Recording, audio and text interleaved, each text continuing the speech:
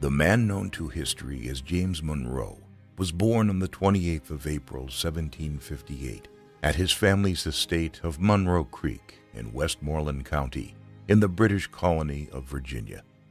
His father, Spence Monroe, was born in 1727 and inherited 500 acres and at least 8 slaves from his father, providing for a comfortable but far from privileged existence. As with many gentlemen farmers of the time, Spence supplemented his income by working as a carpenter. The Monroe family had been in North America since the mid-17th century, after James's great-great-grandfather, Andrew Monroe, was exiled from his Scottish homeland during the civil wars in the British Kingdom and adopted the name Monroe. James's mother was Elizabeth Jones, the daughter of James Jones, a wealthy architect who settled in King George County after emigrating from his native Wales. Spence married Elizabeth Jones, and the couple would have 5 children, with James being the second child and eldest son. When James Jones died, he left his daughter Elizabeth 300 acres of land, thus increasing Spence and Elizabeth's holdings to 800 acres. The young James was brought up by his mother until he was around 5 years old, after which he accompanied his father in his labors, learning the basics of working on a farm.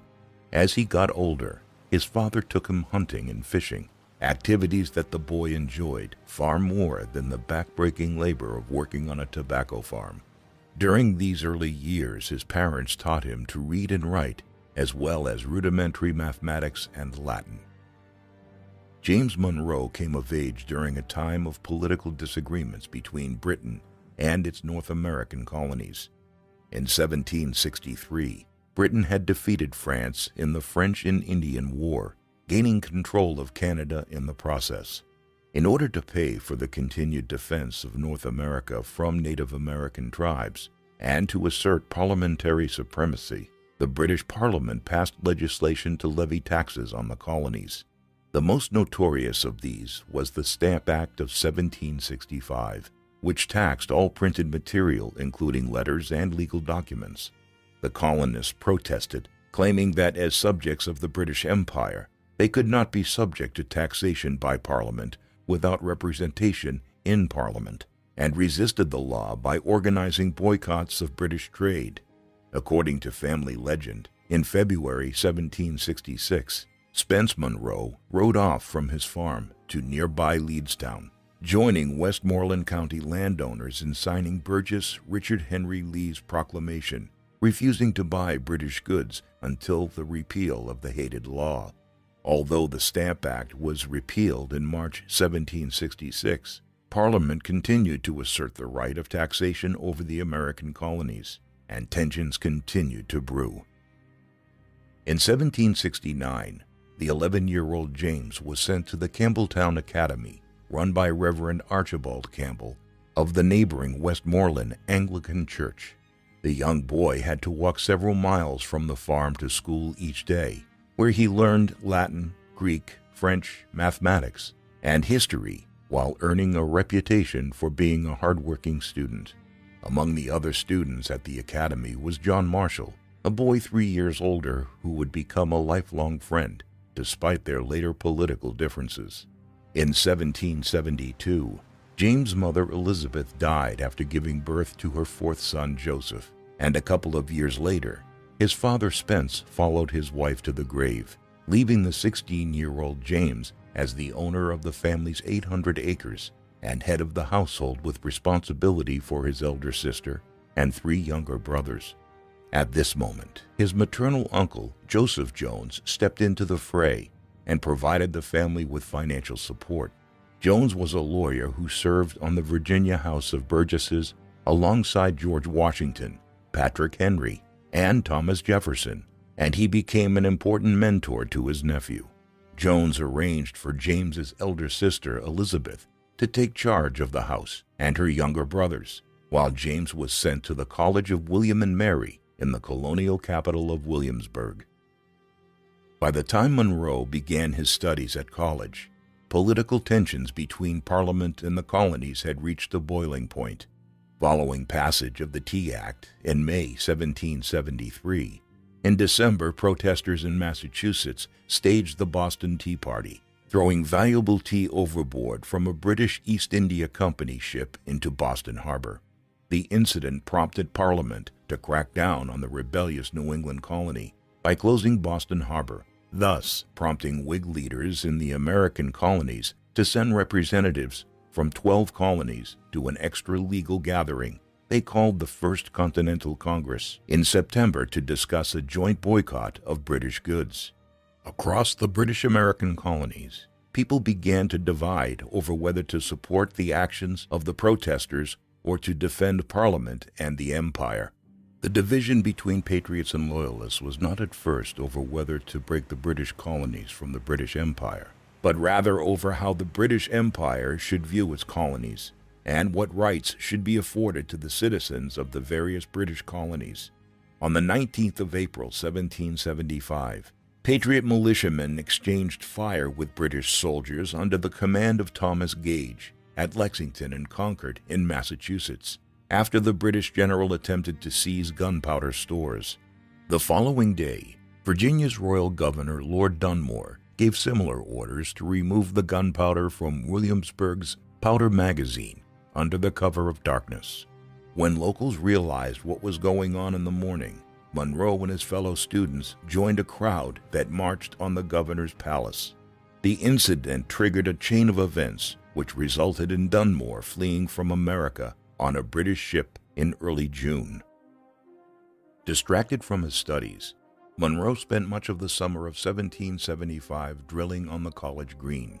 That June, General George Washington was appointed Commander-in-Chief of the Continental Army by the Second Continental Congress in Philadelphia. As Congress launched a recruiting drive to bolster Washington's ranks, Virginia agreed to raise 6 more regiments. The 3rd Regiment was led by Colonel Hugh Mercer, a Scotsman whose military experience included fighting with Bonnie Prince Charlie at Culloden in 1745 and with Washington at Fort Duquesne in 1755. Mercer was a friend of Joseph Jones and appointed Monroe as a lieutenant in Captain John Thornton's company. The other 2 lieutenants were John Marshall, Monroe's friend at Campbelltown, and James Mercer, Monroe's roommate and close friend at William and Mary. After intensive training, the 3rd Regiment was ordered to march north and join Washington's army in New York in June 1776. On the 4th of July, Monroe and his fellow soldiers heard the proclamation of the Declaration of Independence, authored by Thomas Jefferson and adopted by Congress a couple of days earlier. While marching north, the Virginians received news of the Continental Army's defeat at the Battle of Long Island on the 27th of August.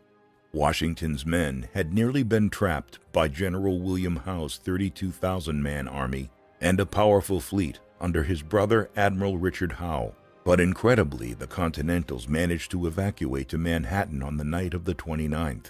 By the time the Virginians arrived on the 13th of September, Washington's headquarters were at Harlem Heights overlooking Manhattan. On the 16th, Monroe received his baptismal fire as a Continental soldier when the 1st and 3rd Virginia regiments repelled a British attack in a rare success for the Continentals. By October, Washington was down to 5,000 men and decided the only way he could save his army was to retreat across New Jersey to eastern Pennsylvania.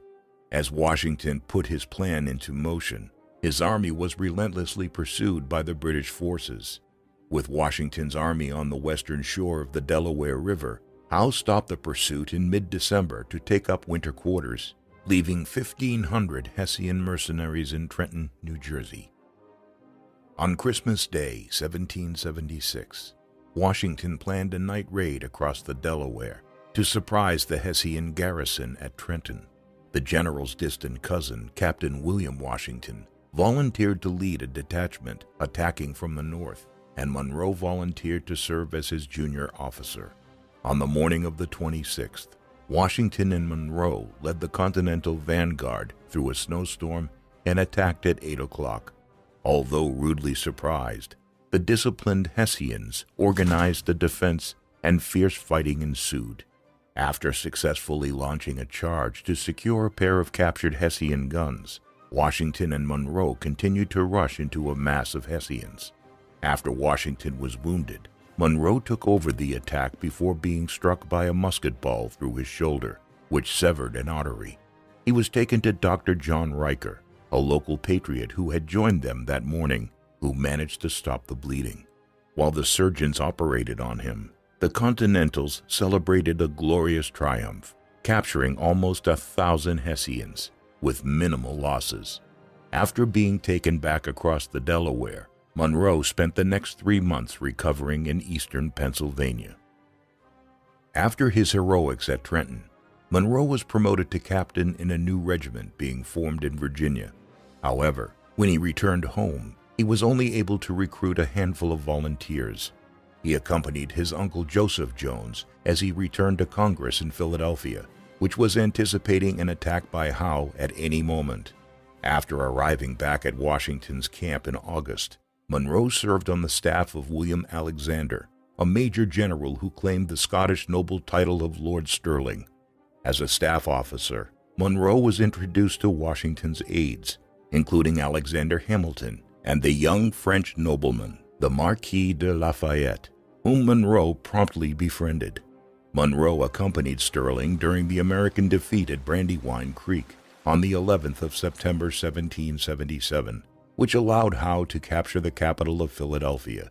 On the 4th of October, he was by Stirling's side when the general's horse was shot from under him at the Battle of Germantown.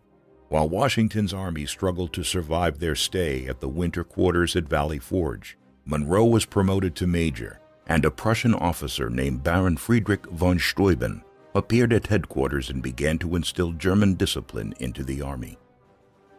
In May 1778, news arrived that France had signed a treaty of alliance with the United States, prompted in part by General Horatio Gates's victory over John Burgoyne at Saratoga the previous autumn. The new British commander, General Sir Henry Clinton, decided to evacuate Philadelphia and return to New York, prompting Washington to attack his rear guard at Monmouth on the 28th of June. After General Charles Lee mishandled the attack, Washington arrived with Stirling to hold the Continental line. Monroe led a detachment on a reconnaissance and found that the British were planning to attack Washington's right, allowing the American commander to respond and repulse the British charge. Having been praised for his conduct in battle, Monroe longed for a command of his own and left Stirling's staff. When Washington's aide, John Lawrence, proposed raising a regiment of black slaves to defend his native South Carolina with the promise of freedom after the war, Monroe asked Alexander Hamilton for a recommendation. Although Lawrence's scheme was endorsed by Congress, the South Carolina and Georgia legislatures resoundingly rejected the idea. After returning to Virginia and being unable to find a militia command, Monroe went to see Governor Thomas Jefferson. The governor took a liking to the young Monroe and offered to tutor him in law, making sure not only to familiarize him with the relevant laws of the day, but also important historical and philosophical texts associated with the development of legal principles. When Virginia was threatened by a British attack from the sea in April 1780, Jefferson moved the state capital inland from Williamsburg to Richmond, and Monroe accompanied him, deciding at the same time to sell his 500-acre family farm. In June, Monroe was dispatched by the governor to establish a chain of relay posts from Richmond to North Carolina to warn of any British attack. By July, Horatio Gates took over command in the southern colonies, only to be defeated shortly thereafter by General Charles Cornwallis at Camden in mid-August of 1780. Gates's defeat allowed the British to march towards Virginia, and a British army under Benedict Arnold, the former Continental Army general who had treacherously switched sides, invaded Virginia and sacked Richmond. Washington responded by sending a small force under Lafayette to Virginia.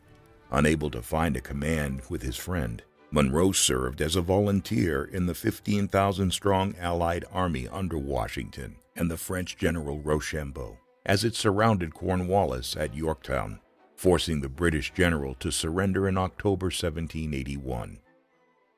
After completing his law studies, Monroe was admitted to the bar. and in April 1782, he was elected to the Virginia House of Delegates, serving alongside his friends John Mercer and John Marshall, and within a few months, he was named to the state's 8-man Privy Council. At the end of the year, he was elected to the Confederation Congress, established in 1781, following the ratification of the Articles of Confederation. The Articles had been drawn up by the Continental Congress to create a government for the 13 United States, but in their efforts to avoid repeating the British model of a powerful central government, the delegates left Congress weak, providing it with the means to declare war and conduct diplomacy, but without a standing army or navy or the power of taxation. Monroe was now Jefferson's congressional colleague, and the older man began to mentor him in the art of politics. After Monroe voted to ratify the Treaty of Paris in January 1784, which ended the Revolutionary War on extremely favorable terms for the United States, he voted with the other Virginia delegates in ceding Virginia's land northwest of the Ohio River to the federal government. But illness caused him to miss a crucial vote on a clause drafted by Jefferson to ban slavery in the territory by 1800. In May 1784, Jefferson departed for Paris to assist Benjamin Franklin in his ambassadorial duties in France. Before doing so, he introduced Monroe to his friend James Madison, a man 7 years older who would take Jefferson's place as Monroe's mentor and confidant during his absence. That summer, Monroe went on a lengthy journey to western New York to participate in talks with the Native American tribes, becoming friends with the native leader Joseph Brant. Upon his return to Congress in October, he argued that British garrisons which remained in the Northwest in defiance of the Treaty of Paris should be withdrawn as soon as possible. In January 1785, Congress moved to New York City, and it was there that Monroe met the 17-year-old Elizabeth Courtwright, who hailed from a wealthy merchant family. Monroe had befriended all 4 Courtwright sisters, but was especially captivated by the charming and intelligent Elizabeth, whom he married on the 16th of February 1786. The couple would go on to have 2 daughters and a son who died in infancy. Back in Congress, Monroe chaired a congressional committee to oversee negotiations with Spain over rights to the Mississippi River, which divided the United States and Spanish Louisiana in the west. After the King of Spain stopped negotiating with the United States over the dispute, Secretary of Foreign Affairs John Jay had agreed a treaty with Spanish Representative Don Diego de Cardequi to give the Spanish exclusive navigation rights to the southern part of the Mississippi for 25 years. Jay was supported by the northern states, which considered Spanish trade more important than the Mississippi, but Monroe and his southern allies believed otherwise. The Virginia congressman led the southern opposition to the treaty, which failed to obtain the support of the 9 states required for ratification. In 1786, Monroe resigned from Congress and returned to his native Virginia, where he opened a law practice in Fredericksburg. The following year, he was elected to the House of Delegates, but kept a close eye on the convention which gathered in Philadelphia in May 1787 to consider amendments to the Articles of Confederation.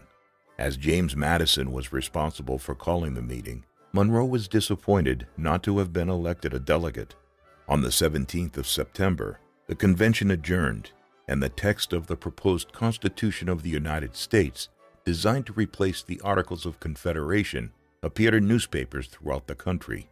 Monroe had been a critic of Congress's weaknesses under the Articles and was a member of the Virginia Ratifying Convention, which met in June 1788.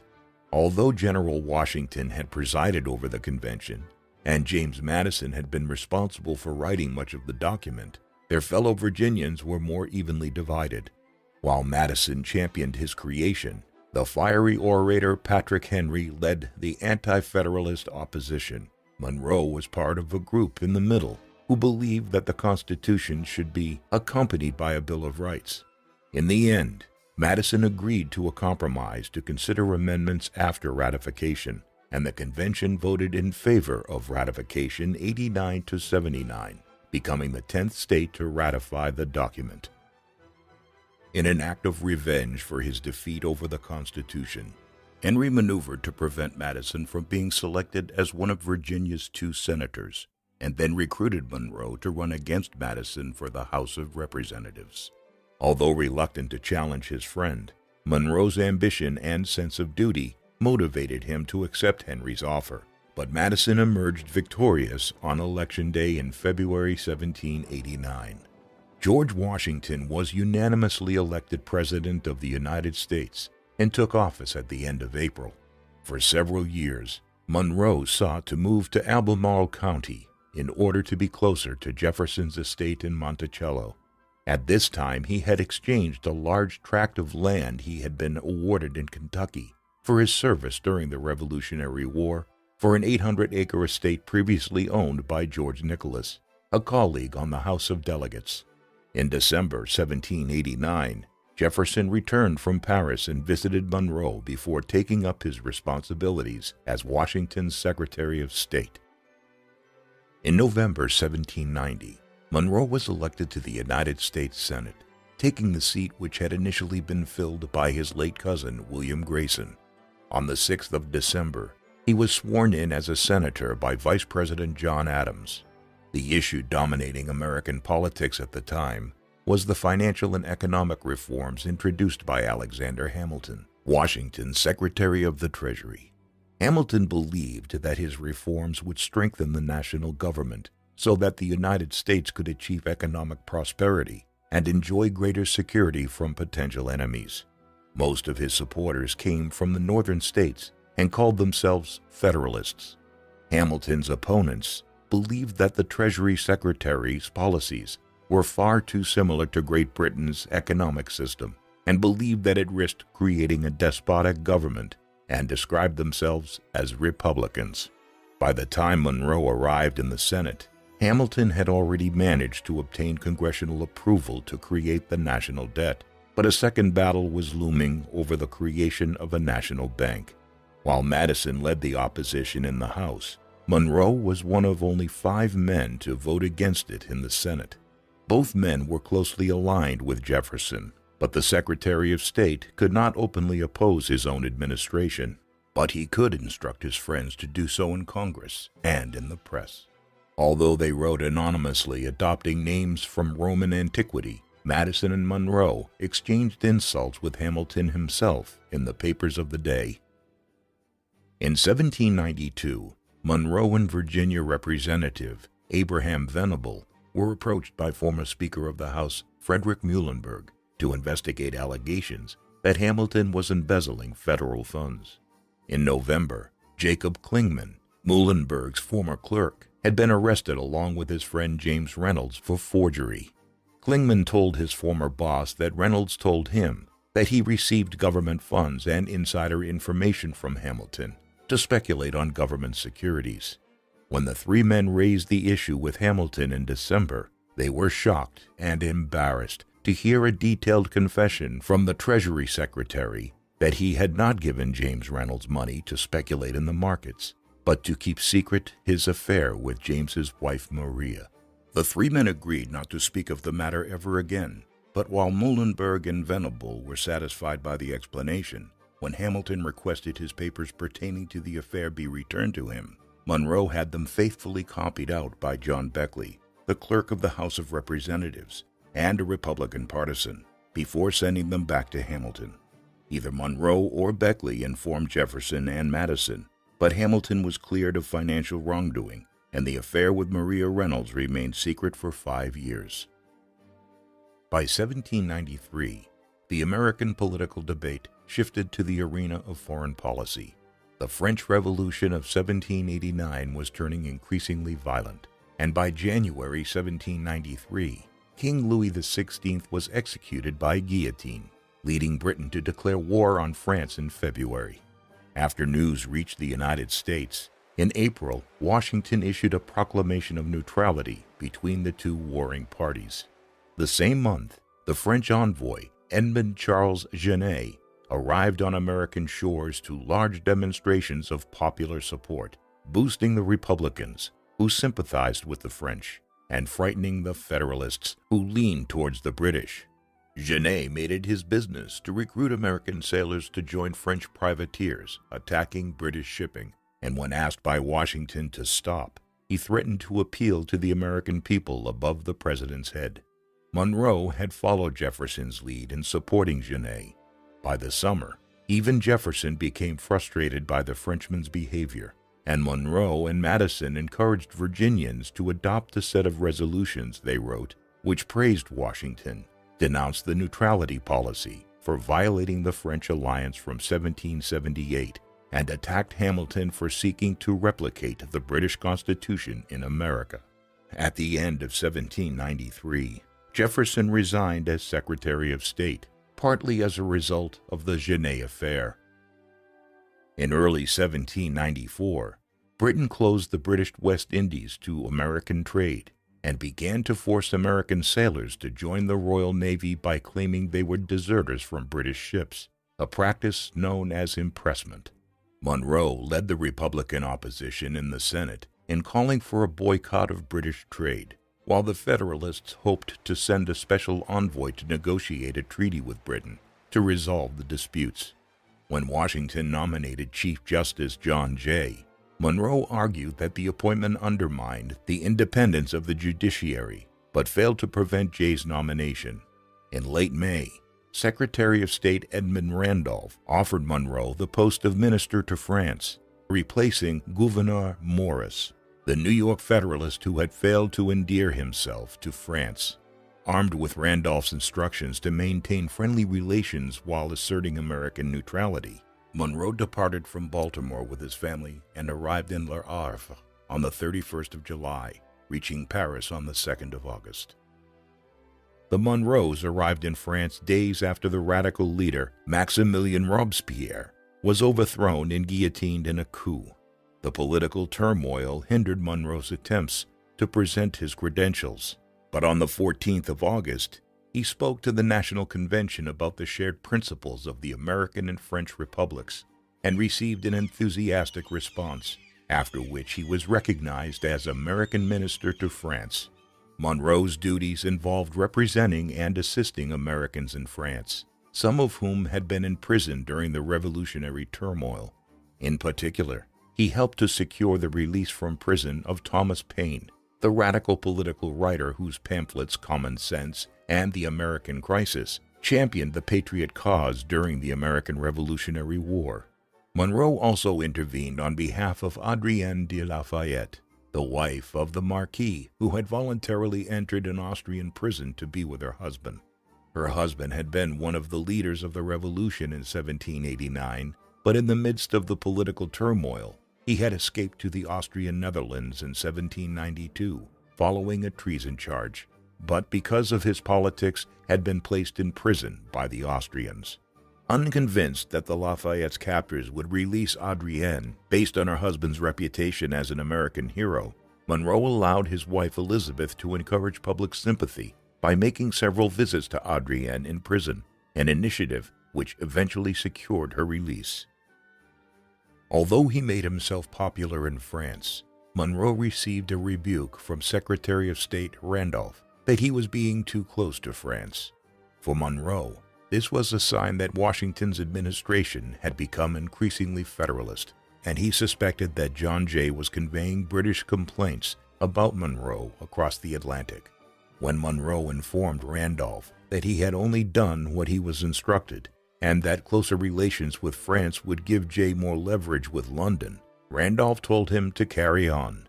In November 1794, Jay signed a treaty with British Foreign Minister Lord Grenville, but sought to keep the terms secret. He had managed to secure the withdrawal of British forces from the northwest forts and negotiated a commercial treaty, but had not made any progress with the impressment of American sailors in the Caribbean. Days after the Senate approved the Jay Treaty in June 1795, the text became publicly available and caused an outcry.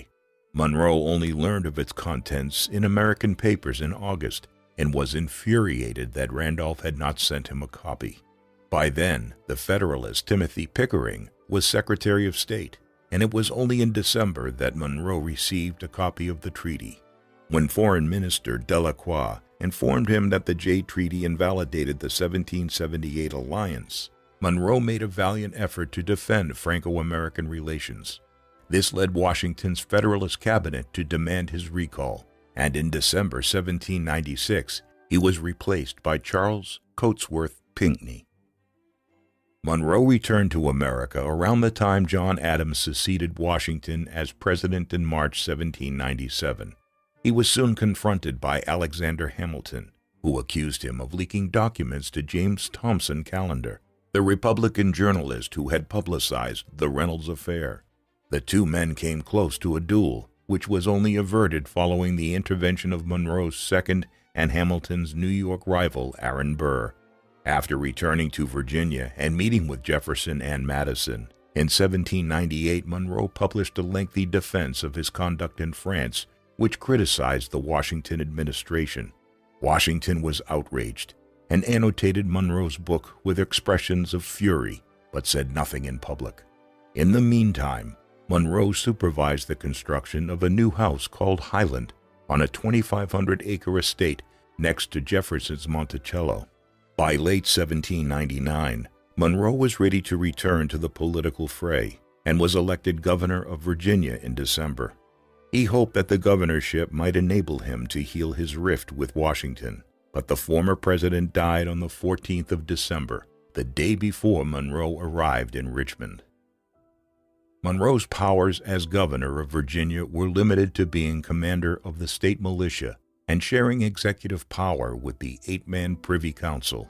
With these powers, he purchased weapons for the state militia and built an armory on the James River. On the 30th of August, 1800, Monroe received reports of a slave uprising led by a blacksmith named Gabriel, and over the next few days, he organized efforts to suppress the uprising. After several enslaved people were hanged, Monroe adopted a more lenient approach by hanging only the ringleaders and setting the others free. Monroe knew that the slaves were motivated by a similar spirit to the patriots of 1776, but while he acknowledged the injustice, he knew that any steps to abolish slavery would be fatal to his political ambitions. Monroe supported Jefferson's candidacy in the 1800 presidential elections against Adams, where a healthy Republican majority in the Virginia House of Delegates ensured that its 21 electoral votes were cast for its native son. However, while Jefferson had defeated Adams, he had tied with his running mate Aaron Burr, throwing the election to the House of Representatives. Despite efforts by some Federalists to choose Burr, Jefferson eventually triumphed. On the 4th of March, Jefferson assumed the presidency in the new capital of Washington, D.C., on the banks of the Potomac River, where he made a conciliatory speech declaring, "We are all Republicans. We are all Federalists." As the Virginians considered how to prevent future slave insurrections, Monroe asked the president for advice on removing enslaved Africans and their descendants to Africa. After identifying the British colony of Sierra Leone as the perfect solution, the idea was dropped when Monroe found that slavery was not permitted in the colony, and Monroe had no desire to free them before they arrived in Africa. At the end of 1801, Monroe was re-elected to a third term as governor, during which he promoted public infrastructure and the establishment of a public school system. The legislators were unwilling to provide the funds for these, while Monroe faced another slave rebellion. Monroe had planned to return to a legal practice after the end of his governorship, but in January 1803, he received an offer from Jefferson to return to Paris on a diplomatic mission. In November 1799, General Napoleon Bonaparte had taken power in France, and in 1800, he negotiated a treaty with Spain to transfer Louisiana back to France by 1803. The prospect of a strengthened French presence alarmed Jefferson, who considered plans to purchase the port of New Orleans on the mouth of the Mississippi. According to the instructions given to him by James Madison, now Jefferson's Secretary of State, after his mission to France, Monroe was also to go to Spain to negotiate the purchase of Florida. The Monroes arrived in France in April and met with Robert Livingston, who who had been attempting to negotiate a purchase since 1802. By early 1803, the French army, which Napoleon had sent to suppress the slave uprising in Haiti, had disintegrated from yellow fever and the stiff resistance by the Haitian revolutionaries, and the First Consul was planning for the resumption of war with Great Britain and desperately needed money. On the 10th of April, Napoleon informed his finance minister, François Barbé Marbois, that he was prepared to sell the whole of Louisiana. Although Livingston had hoped to get the credit for negotiating the purchase himself, he was persuaded to work with Monroe, and on the 30th, Monroe and Livingston agreed with Barbé Marbois to buy Louisiana for $15 million.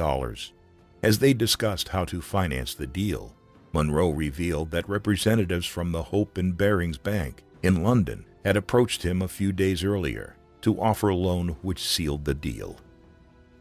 Rather than go to Spain, Monroe went to Britain in July to take over from Rufus King as minister to Great Britain. The main subject of dispute remained the impressment of American sailors, the issue which Jay had tried and failed to resolve. As a Francophile, Monroe was an unusual choice to serve as ambassador in London, but his meetings with King George III and Foreign Secretary Lord Hawkesbury established a level of mutual respect. Nevertheless, with Prime Minister Henry Addington's government on the verge of collapse, Monroe concluded that the British were not interested in negotiations.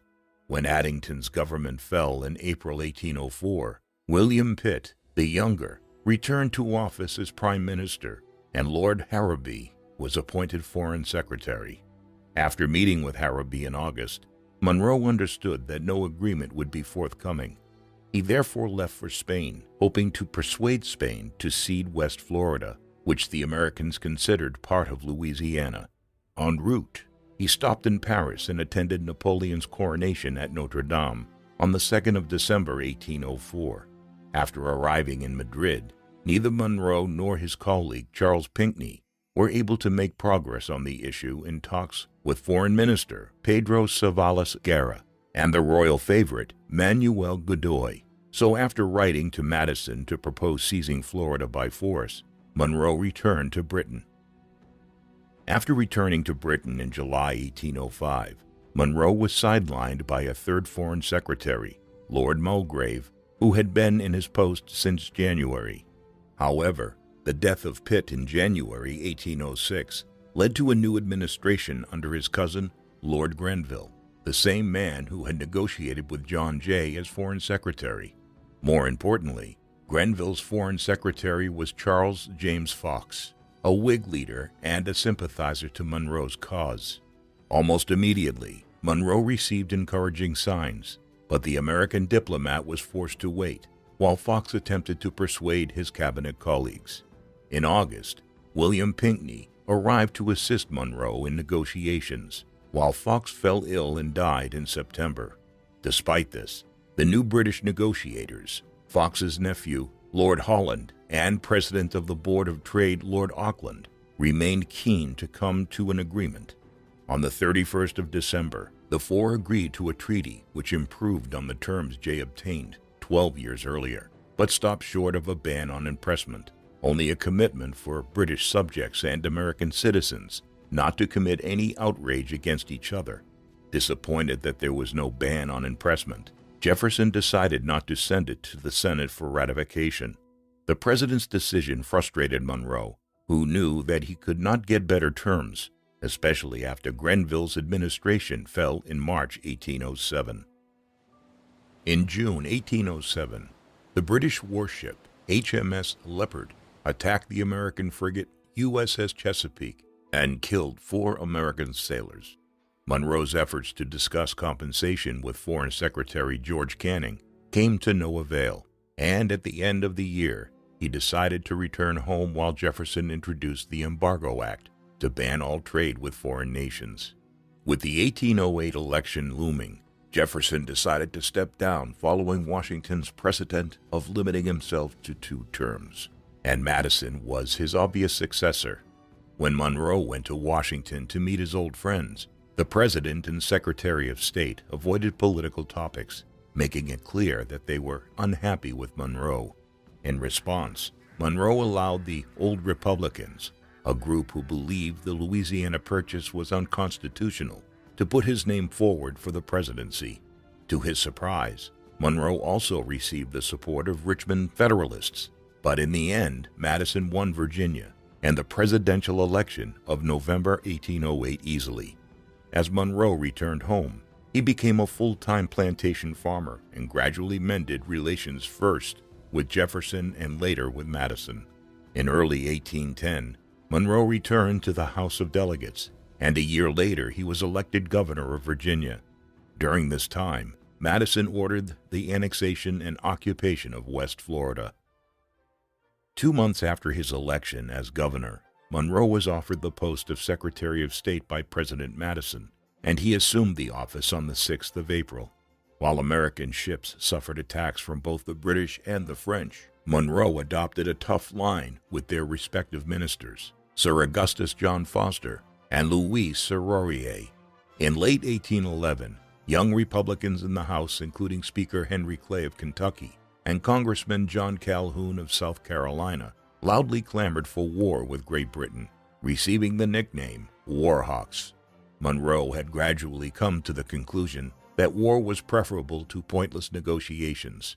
In the spring of 1812, Madison and Monroe presented a dossier of papers hinting at links between New England Federalists and Britain, claiming that the British were plotting with the Federalists to partition the United States and reincorporate New England into the empire. As the drumbeat of war grew steadily louder, Congress declared war on Great Britain on the 18th of June, 1812. The war began badly when General William Hull's invasion of Canada was easily repulsed, and he surrendered at Detroit on the 16th of August. Recalling his service during the Revolutionary War, Monroe was keen to take a field command, and Madison briefly considered Monroe as Hull's replacement, but appointed William Henry Harrison instead. A few days later, Hull's nephew Isaac commanded the USS Constitution as it withstood several broadsides from HMS Guerrier before returning fire and immobilizing the enemy ship within half an hour. The triumph of the Constitution helped Madison win re-election in 1812. In January 1813, Madison dismissed Secretary of War William Eustis and asked Monroe to temporarily take over at the War Department. Monroe responded by bombarding Congress with recruitment proposals and strategic plans. In order to stem the number of desertions, Monroe sought to ensure that the men were well equipped. After Congress objected to Monroe taking over the War Department personally, Madison appointed General John Armstrong to the post. Armstrong carried on Monroe's efforts to improve recruitment and supply, and promoted promising young officers such as Winfield Scott and Andrew Jackson to high command. However, Monroe warned Madison that Armstrong's desire to seek a field command while serving in the cabinet created a dangerous precedent. In early 1813, Monroe received a letter from John Quincy Adams, the American minister in St. Petersburg, which contained an offer from Tsar Alexander to mediate in the war. Madison accepted and sent Delaware Senator James Bayard and his Treasury Secretary Albert Gallatin to Russia with instructions that any peace that did not deal with impressment was no peace at all. During the summer, President Madison and Vice President Elbridge Gerry were seriously ill, and on the 15th of July, Monroe received news that Admiral George Cockburn's fleet was sailing up the Potomac River. While Armstrong dismissed the idea that the British would attack Washington, Monroe personally embarked on a reconnaissance mission. By the time he was recalled to Washington, the British fleet turned back to the Chesapeake Bay after finding the Potomac too shallow. With Washington out of danger for the time being, Monroe could celebrate a naval victory over the British at Lake Erie on the 10th of September, as well as Harrison's triumph at the Thames River in early October, which claimed the life of the Native American leader Tecumseh. In late 1813, Armstrong organized an unsuccessful offensive in the north, which aimed to capture Montreal, and in his absence, Monroe once again took charge of the War Department, infuriating Madison. When Monroe received news from Secretary of the Navy William Jones that Armstrong was planning to conscript an army of 85,000 men and lead it himself, he feared that the Secretary of War might win glory on the battlefield and challenge him for the 1816 presidential election, or simply use it to overthrow the government. Madison refused to dismiss Armstrong for the time being, and Armstrong's conscription proposal was defeated in Congress. In December, Madison received a message from British Foreign Secretary Lord Castlereagh rejecting Russian mediation and proposing direct talks to end the conflict. Monroe convinced the president to accept, and Henry Clay and veteran diplomat Jonathan Russell were appointed to the Peace Commission alongside Adams, Bayard, and Gallatin. Expanding on Madison's instructions, Monroe hoped that the peace commissioners might persuade Britain to cede Canada to the United States.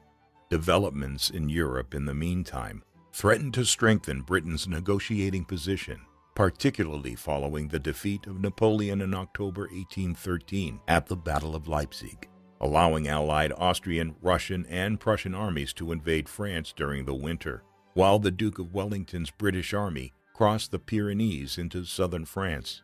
After the Allies occupied Paris, Napoleon's abdication at the beginning of April ended the war in Europe. Britain was now free to turn her armies to the United States, perhaps with Wellington at their head. The British and American negotiators began peace talks in the city of Ghent, in Belgium, where the Americans were informed that impressment was off the table. In June 1814, Monroe again received reports of an imminent attack on Washington, and, as he had previously done, Armstrong dismissed the fears. Despite Monroe's pleas to defend the capital, the city was left unfortified when 4,000 men under General Robert Ross sailed into the Chesapeake, conveyed by Admiral Alexander Cochrane's fleet. Monroe led a scouting party and found Ross and his men marching towards Washington. After giving orders to his wife, Dolly, to remove valuable items and documents from the president's house, Madison accompanied his cabinet to Bladensburg, where on the 24th of August, 7,000 American militiamen under General William Winder were routed by Ross's 1,500 veterans. Although the British suffered higher casualties, Ross's men were free to march into the American capital. While Madison and his cabinet colleagues escaped, Monroe remained in Washington to witness the city being burned to the ground before fleeing himself. By the 27th, the British had abandoned Washington, and Monroe and Madison returned to the capital that evening to survey the damage. Monroe was asked once again to take over duties as Secretary of War, following Armstrong's resignation on the 30th. After personally supervising further military actions on the Potomac, Monroe left General Samuel Smith to mount a successful defense of Baltimore, which claimed the life of Robert Ross on the 12th of September. Responding to rumors that the British were planning an attack on New Orleans, Monroe ordered General Andrew Jackson to hurry to the city. With the Treasury almost empty, the new Secretary of the Treasury, Alexander Dallas, proposed the creation of a second national bank after Madison had allowed the first bank's charter to expire in 1811, but it took until 1816 for Congress to agree. In the meantime, Monroe received news from the commissioners in Ghent that the British were trying to dictate peace terms which were unacceptable to the United States. After Monroe instructed the commissioners to propose a peace based on the status quo before the war to reflect the United States' willingness to end the war, the British adopted a spirit of conciliation, prompted in part by Wellington's refusal to go to America. On the 3rd of February, 1815, Monroe was informed that Jackson had won a great victory at New Orleans on the 8th of January, inflicting more than 2,000 enemy casualties, including Wellington's brother-in-law, Major General Sir Edward Pakenham, at the cost of fewer than 100 American killed and wounded. In mid-February, news of the Treaty of Ghent arrived, confirming the situation was as it existed before the war. Following the end of the war, Monroe relinquished his duties in the War Department on the 15th of March and returned to the State Department. His accomplishments over the next 2 years included obtaining a peace accord with the Barbary States after Commodore Stephen Decatur defeated the Algerian fleet in the Second Barbary War. With Madison in poor health and nearing the end of his second term, Monroe was widely expected to be his successor following the 1816 presidential elections. Although the Republican nomination was not guaranteed, he successfully fended off his closest rival, Secretary of War William Crawford, while New York Governor Daniel Tompkins was selected as his running mate. With the Federalist Party on its last legs, Rufus King agreed to run for president, but was defeated by Monroe in a landslide. On the 4th of March, 1817, the 59-year-old James Monroe was inaugurated as the 5th President of the United States. In his inaugural address, he set out his priorities, including strengthening the country's defenses, improving public infrastructure, and developing American industry. Following the speech, Monroe's old-school friend, Chief Justice John Marshall, administered the oath of office. Although he had been a partisan of Jefferson and Madison since the early days of the Republic, President Monroe sought to eliminate party divisions and represent the whole country. He asked William Crawford to remain at the Treasury, where Madison had moved him in October 1816, and appointed South Carolina's John Calhoun Secretary of War. He appointed John Quincy Adams as Secretary of State. During the summer of 1817, Monroe embarked on a tour of the northern and eastern part of the country, reliving the memories of the Revolutionary War and receiving an enthusiastic welcome everywhere he went, including the Federalist heartland in New England, where a Boston newspaper described Monroe's visit as heralding an era of good feelings. After returning briefly to Virginia, he and Elizabeth arrived in Washington in October, where they moved into the president's house while it was still being rebuilt from the damage done 3 years earlier. As part of the reconstruction work, the gray sandstone of the presidential residence was painted white, and from this time onward, the building became known as the White House. Monroe also supervised the construction of new buildings for his cabinet departments. Following the American annexation of West Florida, the Seminole Indians routinely launched raids into the territory from Spanish East Florida. In January 1818, Monroe ordered General Andrew Jackson to lead an army against the Seminoles, while taking care not to attack any Spanish forts. Jackson wrote to Monroe and proposed to take the war to the Spanish and claimed that he could conquer East Florida within 60 days. Monroe was ill at the time and did not read Jackson's letter, which was dealt with by Secretary of War Calhoun, but he may have quietly approved of Jackson's approach. The general did not only capture the Spanish town of Pensacola, but drew Britain into the diplomatic row after executing a couple of British subjects captured alongside the Seminoles. Congress blamed Monroe for attempting to provoke war from Spain, and the president wrote to Jackson, criticizing him for exceeding orders. In the meantime, Secretary of State Adams was negotiating with the Spanish envoy Luis de Onís to purchase East Florida. After several months of talks, Adams and Onís signed a treaty on the 22nd of February, 1819, in which Spain agreed to the formal cession of both East and West Florida to the United States in return for new boundaries west of the Mississippi that recognized Spanish control of Texas. While the Senate ratified the treaty unanimously, King Ferdinand of Spain would not do so until 1821. The controversy over Jackson's actions in Florida coincided with a congressional investigation into the Bank of the United States' role in land speculation in the Western Territories. In order to save itself, the National Bank stopped giving out loans, which, in addition to the post-war surplus in manufactured goods from Europe, which flooded into American markets, contributed to the economic crisis known as the Panic of 1819, during which land values fell by 75%. With limited means at his disposal to address the economic downturn, Monroe embarked on a tour of the South and West. While in Nashville with General Jackson, he witnessed the economic devastation that had been caused to the city. By the time he reached Frankfort in Kentucky, he promised his audience that he was prepared to work with Congress to find a solution to the economic difficulties. Although the president planned to cross the Mississippi and go to St. Louis, Monroe's exhaustion cut the tour short, and he returned to Washington in August.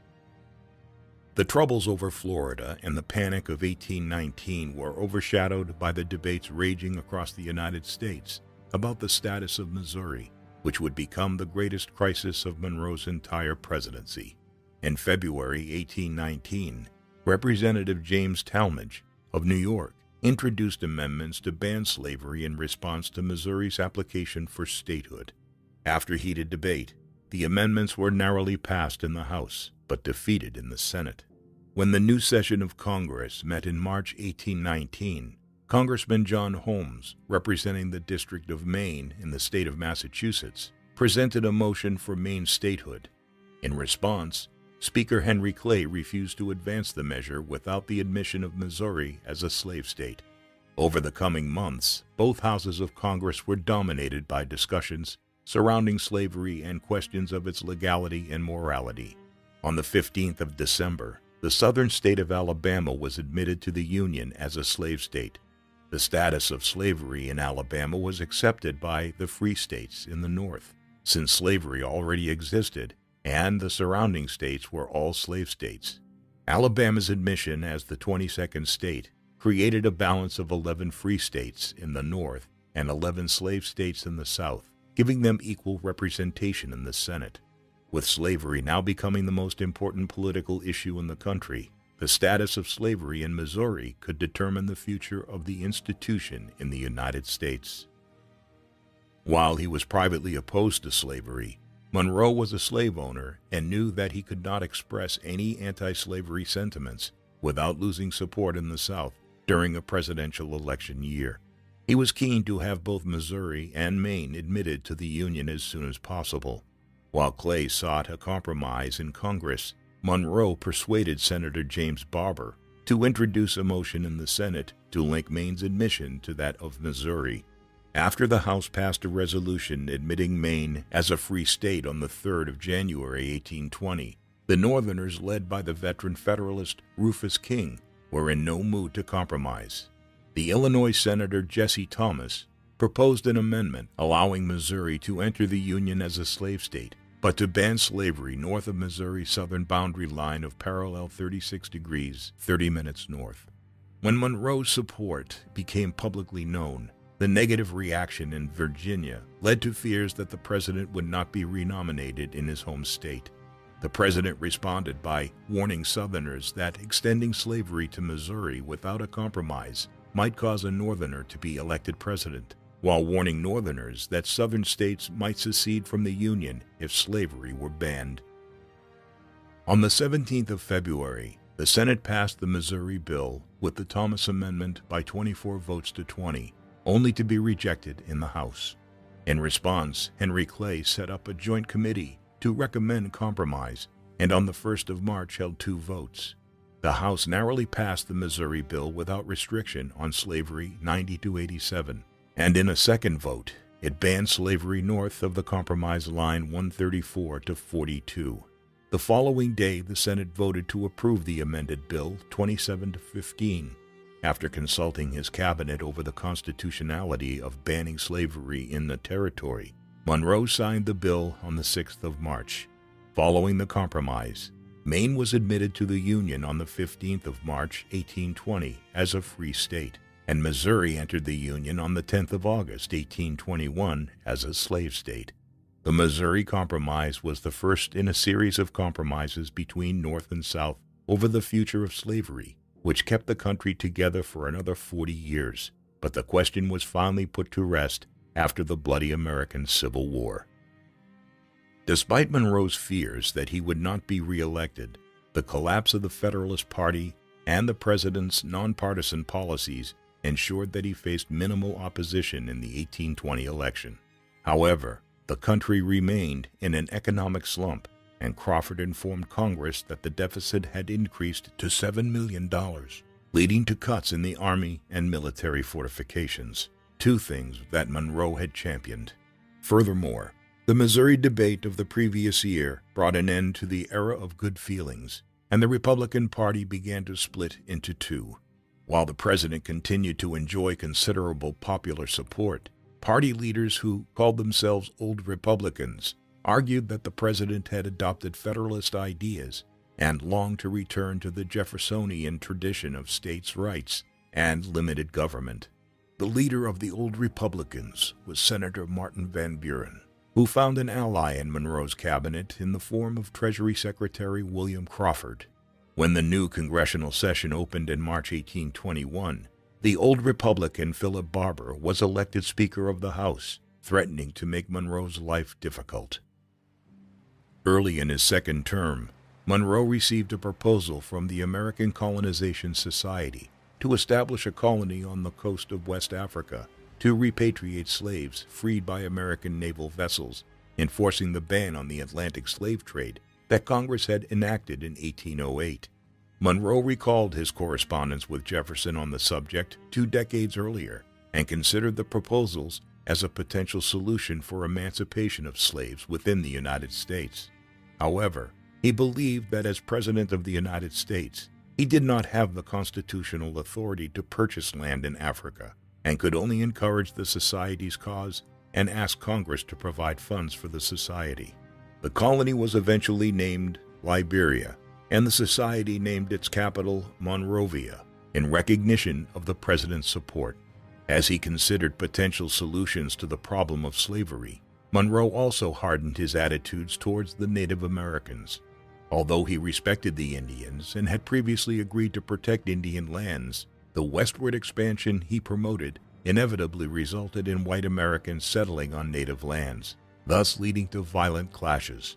Monroe became increasingly convinced that the only way for Native Americans to survive was to assimilate them into American society by promoting education and Christianization.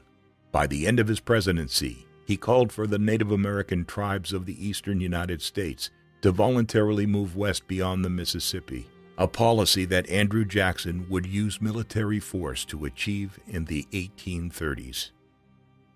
Throughout his presidency, Monroe insisted on the importance of public infrastructure, such as roads and canals, to connect the states and facilitate commerce. However, when Congress passed a bill to repair the Cumberland Road, which passed through Pennsylvania, Maryland, and Virginia, Monroe vetoed it based on his belief that it was unconstitutional. His veto message from May 1822 was accompanied by a lengthy report asking Congress to recommend a new amendment to do so, which he had been demanding from Congress for several years. In the meantime, Congress could raise the funds for improvements and assign them to the states to carry out the work. Monroe hoped that his proposal would encourage support around the country for national improvements, but Congress adjourned without acting on his recommendations. In 1824, Chief Justice John Marshall ruled in the Gibbons v. Ogden case that Congress had the power to regulate interstate commerce, including for navigation, but it came too late in Monroe's presidency for him to implement his agenda. While Monroe's influence on domestic policy was waning, events in Latin America would inspire his most enduring legacy. For more than a decade, Spain's Latin American colonies faced rebellions led by Bernardo O'Higgins in Chile, José San Martin in Argentina, and Simón Bolívar in Colombia. For much of his presidency, Monroe pursued a policy of neutrality, rejecting Henry Clay's calls for recognition of the republics due to the delicate nature of Spanish-American negotiations over Florida. Monroe had been sympathetic to the South American republics and saw the opportunity for a major expansion of trade, and in the spring of 1822, he informed Congress he would recognize Argentina, Chile, Colombia, and Peru. On the 19th of June, Monroe and Adams granted official recognition to the veteran Colombian diplomat Manuel Torres. Although Monroe was certain that Spain was unable to recover its colonies, he feared that other European powers might try and help Spain to do so. Under the influence of Tsar Alexander of Russia and Prince Metternich of Austria, in 1815, Austria, Prussia, and Russia signed the Holy Alliance, which aimed to suppress revolutionary insurrections, and by 1822, France had joined the alliance before sending an army to Spain to restore King Ferdinand to absolute power in 1823. When Monroe received word from the Tsar in October 1823, that he would not recognize the South American republics. He feared an imminent intervention from the Holy Alliance. Meanwhile, American ambassador to Great Britain, Richard Rush, had been discussing the question with Foreign Secretary George Canning, who was not yet prepared to recognize the new republics, but proposed issuing a joint declaration disclaiming any part of the Spanish colonies and opposing their transfer to any other power. Monroe wrote to Jefferson and Madison for advice on how to respond to the proposals, and both ex-presidents advocated accepting them. However, Adams argued that accepting Canning's proposals would tie American hands over Texas and other Spanish colonies that the United States might one day wish to incorporate. By late November, Rush informed Monroe that Canning was no longer interested in a joint declaration, but Monroe and Adams already decided on issuing a unilateral declaration. In a message to Congress on the 2nd of December 1823, Monroe asserted that the American continents, by the free and independent condition which they have assumed and maintain, are henceforth not to be considered as subjects for future colonization by any European powers. As the United States did not have much of a navy to speak of, it lacked the means to enforce the Monroe Doctrine, but it contributed to America's assertiveness in foreign policy as it emerged as a great power during the 19th century. In 1824, during the last year of his presidency, Monroe helped to organize the Marquis de Lafayette's tour of the United States and received his old friend at the White House in October. The presidential election that year was destined to be one of the most contested in American history. The major candidates included three of Monroe's cabinet secretaries, Adams, Calhoun, and Crawford, as well as Henry Clay and General Andrew Jackson. Calhoun dropped out of the race early and became favorite for the vice presidency. While Jefferson and Madison backed Crawford, Monroe remained neutral in the race, though his personal sympathies may have been with Adams. When the electoral votes were counted, Jackson won 43% of the vote and 99 electoral votes, while Adams came second with 32% and 84 electoral votes. With no candidate winning a majority of the Electoral College, it was up to the House of Representatives to choose between the top three finishers, Jackson, Adams, and Crawford. With his presidential ambitions thwarted for the time being, Clay agreed to support Adams in return for the State Department and ensured that Adams would receive backing of Kentucky and Ohio. On the 9th of February 1825, Adams won 13 states, Jackson 7 and Crawford 4, and on the 4th of March, John Quincy Adams succeeded James Monroe as President of the United States. After leaving the presidency, Monroe retired to his farm at Oak Hill in Loudoun County. He was heavily indebted, and his request for Congress to pay off the debts he incurred in public service would be debated for several years, forcing him to sell part of his Highland estate and give the rest to the Bank of the United States in lieu of payment. Monroe continued to visit Jefferson until Jefferson's death on the 4th of July, 1826. Jefferson's passing created a vacancy on the University of Virginia's Board of Visitors, and Monroe was appointed to the body and resumed his collaboration with Madison, the newly elected rector. In October, President Adams offered his predecessor the opportunity to represent the United States at the Pan American Congress in Panama, but Monroe declined, owing to his financial situation and his wife Elizabeth's poor health.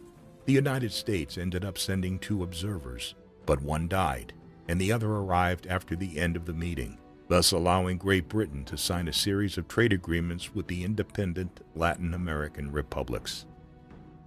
While Monroe was pleading for financial assistance from Congress, he was subjected to attacks in the press by General Jackson, who accused him of siding with Adams in the 1824 election. Monroe remained neutral in the rematch in 1828, which saw Jackson leading the Democratic Party on the ticket with Vice President Calhoun challenging President Adams and Richard Rush on a national Republican ticket. When the votes were counted, Jackson won the presidency with 178 electoral votes, mainly from the South and the West, while Adams' 83 electoral votes were largely concentrated in the former Federalist stronghold of New England. In October 1829, Monroe performed his final public duties by presiding over a convention to consider the issue of representation in the western districts of Virginia. After the death of his wife Elizabeth on the 23rd of September 1830, Monroe joined his daughter, Eliza, in New York City. Though Congress finally awarded him $30,000 in February 1831 to enable him to pay off his remaining debts, his health further declined, and he died in New York at the age of 73 on the 4th of July, 1831, exactly 5 years after his friend and mentor, Thomas Jefferson. Monroe was initially buried in New York, but upon the centenary of his birth in 1858, his remains were transferred to Hollywood Cemetery in Richmond, where his wife Elizabeth's remains were reinterred from Oak Hill in 1903. While he may not enjoy the fame of the four presidents before him, James Monroe's record of political and military service to the early American Republic extended to half a century. As a young officer, he fought in the Revolutionary War with distinction and was almost killed at Trenton during one of the most dramatic battles of the war. He befriended Thomas Jefferson and James Madison and was their close collaborator in their opposition to the Federalists. His record as a diplomat is mixed, and despite playing a key role in securing the Louisiana Purchase, most of his negotiations with Britain, France, and Spain came to nothing. Despite briefly falling out with both Jefferson and Madison, Monroe eagerly served in the latter's cabinet as Secretary of State and Secretary of War, helping to rescue a flagging war effort and delivering the crucial instructions that enabled the United States to emerge intact from the War of 1812. As president, he was frustrated by his limited powers to address the economic crisis and the lack of congressional support over his agenda to improve national defenses and transport infrastructure. His greatest achievements lay in foreign policy, acquiring control of Florida from Spain and formulating the influential foreign policy statement that bears his name. Monroe led the country during an era of political consensus, unseen since the days of George Washington, only to see the party and country on the verge of breaking apart over the future of slavery. Like Jefferson and Madison before him, Monroe recognized the injustice of slavery, but his personal interests and political ambitions prevented him from supporting emancipation. While he supported the work of the American Colonization Society, his proposed solution to end slavery by deporting blacks to Liberia was neither realistic nor just. The same applies to his policy of attempting to persuade Indian tribes to leave behind either their culture or their ancestral lands. What do you think of James Monroe? Was he an effective compromiser who brought the country together after the fierce disagreements between the Hamiltonians and Jeffersonians? Or did his conciliatory approach merely delay the inevitable and contribute to deeper and more violent divisions centered around slavery? Please let us know in the comments section. And in the meantime, thank you very much for watching.